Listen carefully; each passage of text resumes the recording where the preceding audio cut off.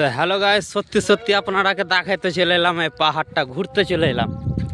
দেখালেন এটা বোম্বাই ভাই, বোম্বাই বোম্বাই। এটা হচ্ছে পাহাড় পায়খানা করতে এসছি ভাই, এই যে হাতে বালতি দেখতে পাচ্ছেন। তো হ্যালো গাইস, বোম্বাইয়ের রোদ প্রচণ্ড, বিশাল গরম।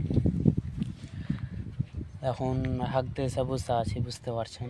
এই যে বালতিটা তোমাকে তো দেখাতাম, পায়খানা ফিরা হয়ে গেছে, বুঝতে পারছেন। তো এখন ওই লোহাটার তলে বসে আছি, পানি আর ভিতর দিয়ে পানি যায়। হ্যাঁ, তো জিনিসটা ঠান্ডা হয়ে আছে, অনেক ঠান্ডা হয়ে আছে, তাই জন্য একটু ছেঙ্গা আছে, ওইখানে বসবো। তো অনেক দূরে এসেছি তো হেঁটে।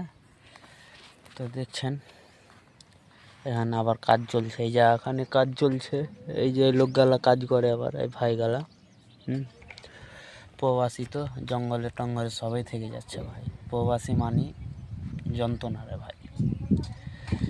তো প্রবাসের লোকের কোনো দাম নাই ভাই, এটা মনে ভাবে না কি প্রবাসে যারা পুরা আছে আমাদের খুব দাম আছে, দাম নাই প্রবাসের লোকের, বুঝতে পারলেন।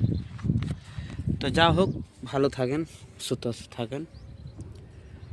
তো খুব হলো দোষ কথাবার্তা, তো আপনারা যদি ভালো টালো লাগে তো বলবেন, কমেন্টে কিছু জানাবেন, বুঝতে পারলেন।